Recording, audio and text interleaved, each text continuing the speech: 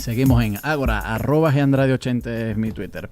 Converso con Daniel Barrios de la Escuela de Educación de la Universidad Central de Venezuela en Caracas a propósito de las distintas propuestas en torno a la educación laica. Daniel, te comento, en la Universidad del Zulia, y sospecho que en la Universidad Central de Venezuela también se han encontrado situaciones como estas, ha habido discusiones en torno al día de descanso. Por ejemplo, para la aplicación de pruebas de aptitud académica, suelen ser los sábados, porque bueno, es el día en que los colegios suspenden sus clases y se dirigen a la universidad para poder asistir. Ahora, con un grupo religioso en particular, que son los adventistas del séptimo día, pues esto que ellos respetan el descanso del sábado, el día sábado, con ellos se ha hecho una excepción. En función del laicismo, tú me has venido diciendo que no debe haber contemplaciones para el cumplimiento de la ley, excepciones a grupos religiosos en particular, o que por lo menos no se deben excusar en la religión para no cumplir las reglas que deberían ser para todo el mundo.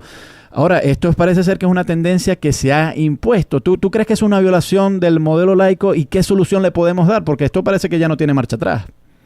Bueno, tenemos que pensar claramente en lo que vamos a hacer a futuro, porque vamos a poner un ejemplo. Si empezamos a permitir que cada religión, por sus creencias personales, imponga a la ley esto o aquello, vamos a terminar volviéndonos un estado confesional. Entonces tenemos que pensar claramente cómo solucionar este problema. Hay que sentarse con las autoridades educativas y con los líderes religiosos y en conjunto planificar, ¿no?, una especie de acuerdo en que todos estemos de acuerdo en lo que se va a llevar a cabo en este aspecto, ya que, bueno, la solución más clara de esto es la diferencia, el diálogo y los acuerdos entre los grupos, pues, un acuerdo entre el Estado y las religiones para que las creencias no se terminen imponiendo. Bueno, pero es que en el caso de los adventistas del séptimo día, según tengo entendido, se llegó a descubrir que había un cierto nivel de deserción por parte de los adventistas. O sea, no se presentaban a presentar la prueba de aptitud y no estaban acordemente representados en la población que presentaba las pruebas. Entonces, parte de la negociación fue precisamente eso, que se les permitiera a ellos tomar la prueba otro día que no fuera el sábado. Eso procede no de parte de una imposición de los adventistas, sino más bien una concesión en una negociación por parte del Estado. ¿Tú ves eso positivo? Es que el Estado está dando concesiones y esto es un grave problema, porque si empezamos así, bueno, como en el 2010 incluso se llegó a proponer una ley para los evangélicos, ¿no?, que les teníamos que dar, el Estado tenía que darle un 1% del Producto Interno Bruto, ¿no? Entonces estas clases de leyes siempre van a ser creadas por los creyentes o por grupos minoritarios, ¿no?, para intentar aprovechar su religión y ser de alguna manera un parásito del Estado. Pero no podemos permitir eso, el Estado tampoco. El Estado tiene que ser bien claro en sus lineamientos laicos y dejar bien claro a los líderes religiosos y a cualquier religión que quiera aprovecharse del Estado democrático que eso no puede ser permitido. Ahora, algunos promotores del llamado multiculturalismo, y esto está muy en boga en Europa y Estados Unidos, quizás en América no tanto, sí han propuesto que en la medida en que el Estado no tenga en contemplación las diferencias grupales, pues hay alguna forma de opresión. Entonces, que el Estado liberal no solamente debería tener en cuenta los derechos individuales, sino también los derechos grupales. Y eso implica, pues, de vez en cuando hacer algunas concesiones al cumplimiento de la norma en función de la adscripción del grupo al que pertenece el individuo. Claro. ¿Tú crees que eso es verdaderamente liberal? Yo pienso que ya cuando estamos hablando de grupos, el liberalismo como tal no se aplica mucho, ¿no? Sino ya estamos hablando sobre una socialdemocracia, ya cosas menos liberales, ¿no? Pero tenemos que pensar que a medida que se hagan las concesiones vamos a ir perdiendo laicismo. Y no, quizás se pueden hacer una o dos concesiones, pero aquí no se cumple eso, aquí se le da concesiones a todo el mundo. O sea, es una violación flagrante al Estado laico. En Europa quizás pueden controlar esto de esta manera, pero en Venezuela y en Latinoamérica en general no se aplica esto. El laicismo se vulnera mucho. Claro, ¿qué modelos en el mundo podrías tú recomendar, Daniel, respecto a una educación verdaderamente laica que pues permite el ejercicio de las libertades individuales y no impone una religión a su gente? ¿Cuáles son los modelos más exitosos de educación laica? Bueno, tenemos que referirnos lamentablemente para algunos, ¿no?, a Europa. Los modelos más exitosos del laicismo educativo, incluso del laicismo estatal, en toda Europa, por lo menos el modelo inglés, excelente modelo en el que se respeta totalmente la libertad religiosa. Inclusive hay colegios públicos en los que se le permite a las niñas musulmanas ir con sus velos, a las personas que tengan otra religión ir vestidas según su atuendo religioso. Y esto no ha ido en detrimento de la excelencia educativa inglesa, ¿no? Sin embargo, hay modelos superiores, ¿no? Es una apreciación como el modelo finlandés.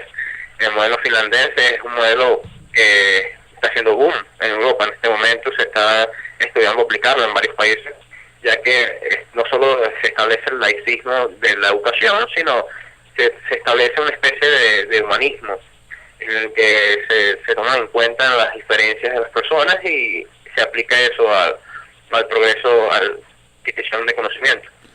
Claro, pero la cuestión es dónde poner los límites, porque por ejemplo mencionas el caso de Finlandia. La bandera de Finlandia tiene una cruz azul, y el fondo es blanco, o no sé si es al revés, el fondo es blanco y el fondo es azul y una cruz blanca, pero sé que tiene una cruz, y sospecho que un laicista un poco más radical dirá eso también es un símbolo cristiano y el Estado no debería emplear símbolos cristianos porque cómo se sentirán los musulmanes finlandeses. ¿Dónde colocamos el límite? El límite tiene que ser colocado por el mismo Estado que rige el laicismo, ¿me entiendes? O sea, está el Estado que se considera a sí mismo laico, y uno puede ver si un Estado es laico o no por acciones. Una bandera con una cruz no representa una agresión al laicismo del Estado, precisamente porque es simplemente una bandera. O sea, pero cuando estamos hablando de símbolos religiosos en sectores, en edificios públicos, pues, en cualquier edificio del Estado o cualquier sector educativo, estamos atentando en contra del laicismo simplemente porque hay personas que se van a ver influidas por esos símbolos, ¿no? Por esos símbolos que se colocan sobre una religión en específico. Pero Daniel, lo que no termino de entender es por qué un crucifijo en un hospital, alguien sí se va a ver influido por eso, pero por qué una cruz en una bandera no. O sea, según yo lo entiendo, es igualmente un símbolo religioso en una esfera pública y tiene el mismo potencial para ofender. O sea, ¿dónde está la diferencia? Porque no la logro captar. No, la diferencia radica en que por lo menos un crucifijo en una escuela pública, por ejemplo, donde tiene jóvenes de edades bastante cortas, ¿no? En la que está científicamente comprobado, en la que se imitan mucho las conductas de los adultos, las conductas sociales predominantes. Esos pues tienen mucho mayor, o sea, influyen de una manera mucho más flagrante en el desarrollo de la persona, ¿no? Entonces un joven de 8 años que ve que todos los días están rezando, que ve que el profesor agarra un crucifijo, se lo pone en el pecho, tiende, ¿no?, a imitar estas conductas y a influenciarse por una religión en específico, ¿no? Y bueno, en un hospital ya esto mismo puede pasar, sí, pero simplemente el Estado no tiene la capacidad como tal de imponer que por una bandera se esté violando el Estado laico, pues. Claro, vamos a ir a escuchar un tema musical y al regreso seguimos con nuestra conversación ya en su último segmento. @Gandrade80 es mi Twitter.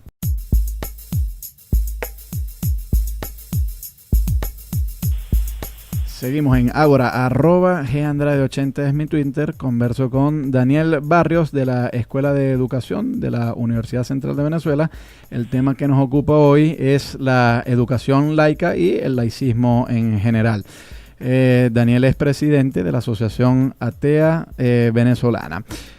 Daniel, mucha discusión ha habido en torno a la violación del laicismo y de la educación laica, no solamente por parte de las religiones convencionales, cristianismo, islam, judaísmo, hinduismo, budismo, etcétera, sino aquello que también ha venido a ser llamado por algunos historiadores la religión bolivariana.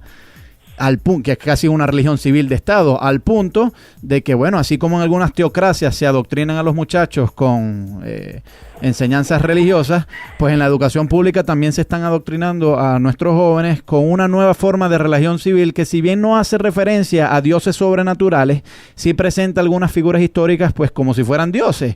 Y claro, eso es perjudicial. ¿Tú extenderías la crítica a la falta de Estado laico, a la imposición de esta hipotética religión bolivariana en las escuelas? ¿Eso es igualmente perjudicial? Por supuesto, por supuesto. Tenemos que recordar que una religión como tal es toda creencia o ideología que tenga dogmas preestablecidos, ¿no? Es lo que se considera modernamente como religión. Esta nueva religión no se llama religión, que es el bolivarianismo, o sea, la creencia, la exaltación de símbolos patrios, de un caudillo. Esto influye perjudicialmente en la formación de cualquier sujeto, no solo de los jóvenes, ¿no? Ya que por lo menos en el caso venezolano podemos observar a jóvenes portando armas de fuego, con boinas rojas. Todo esto es en etapas tan bajas como un preescolar, ¿no? Entonces tenemos que tener en cuenta que, o sea, todo tipo de dogmas que de cierta manera influyan o adoctrinen a la mentalidad de los jóvenes no puede ser permitido en el sector educativo, ya que vamos a estar creando robots sin pensamiento crítico, sin pensamiento libre, sino simplemente personas que van a estar condicionadas a pensar de cierta manera. Oye, además de eso, yo opino que así como un musulmán en un país que sea confesionalmente cristiano, o un cristiano que vive en un país que sea confesionalmente islámico, como supongamos la República Islámica de Irán, un cristiano seguramente se sentirá oprimido, pues me parece a mí que un no bolivariano debe sentirse oprimido en un estado que confesionalmente sea bolivariano. Es decir, a mí yo veo con mucha preocupación que nuestro país se llame República Bolivariana de Venezuela. No sé cuál es tu opinión, y yo siempre he señalado que eso es una violación también del Estado laico, porque de acuerdo, no está imponiendo una religión oficial, pero sí está imponiendo una ideología oficial, y yo no veo tan clara la diferencia entre ideología y religión. O sea, las dos son un sistema de creencias que pues otros decidieron por mí que yo soy o bien musulmán o bien bolivariano. ¿Cómo ves tú eso? Claro, es algo que es una discusión que se ha tenido muchas veces aquí en la central, ¿no? Pensamos de manera idéntica, ¿no? Que el hecho de que la República sea una República Bolivariana ya es una violación al laicismo por el hecho de que, o sea, yo no tengo por qué aceptar que se imponga la ideología bolivariana sobre ningún tipo de Estado, ni mucho menos la educación, ¿no? Y todo esto es una gran violación al laicismo venezolano. Y por eso cuando hablamos de esto también tenemos que incluir las ideologías, ¿no? La imposición de ideologías sobre el libre pensamiento en el sector educativo y en el Estado en general. Claro, ¿tú eres optimista, Daniel, de que el laicismo se pueda recuperar en la educación pública venezolana en los próximos 10, 20 años? Bueno, yo pienso que todo es posible. En realidad, con trabajo y dedicación se puede lograr que el laicismo venezolano resurja y se implante un modelo educativo más acorde a la realidad, más realista, menos dogmático y que tenga reglas establecidas y estrictas en lo que hace falta en la actualidad, ¿no?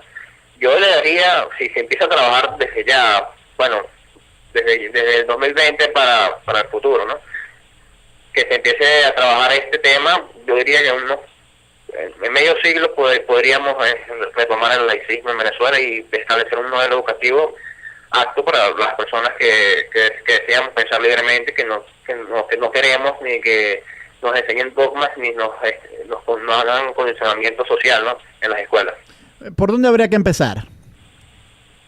Bueno, primero que nada tenemos que reformar el sector educativo básico, ¿no? Lo que es primaria, secundaria, que son los sectores más dañados por el modelo educativo que se ha venido impuesto por esta mal llamada revolución, ¿no? Pensamos que nosotros aquí en la USAID tenemos varias alternativas, ¿no? Varias propuestas que, bueno, han sido presentadas al gobierno nacional en repetidas ocasiones, al ver que el hombre ideal establecido en la Constitución no se asemeja a la realidad de lo que es el venezolano en la actualidad, ¿no? Sin embargo, nos han rechazado las propuestas y una y otra vez, ¿no?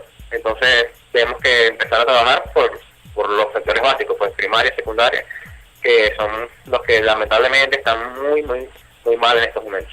Claro, Daniel, te agradezco mucho el haber recibido esta llamada y te augurio el de los éxitos en la consecución de una educación laica, que yo también comparto estas preocupaciones contigo. Yo la verdad es que no me he encontrado nunca crucifijos en una institución pública, pero retrate de Chávez sí me los he encontrado, como diríamos aquí en el Zulia, que juega garrote.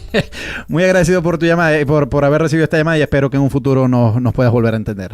Por supuesto, muchas gracias a ti, Gabriel. Gracias a Javi Díaz, que estuvo en la edición y montaje, Antonio Palmar en el control técnico, Norelba Torres es nuestra productora, Jesús Urbina es el director de Luz Radio, y quien les habla, el profesor Gabriel Andrade, estuvo en la conducción. @GAndrade80 es mi Twitter.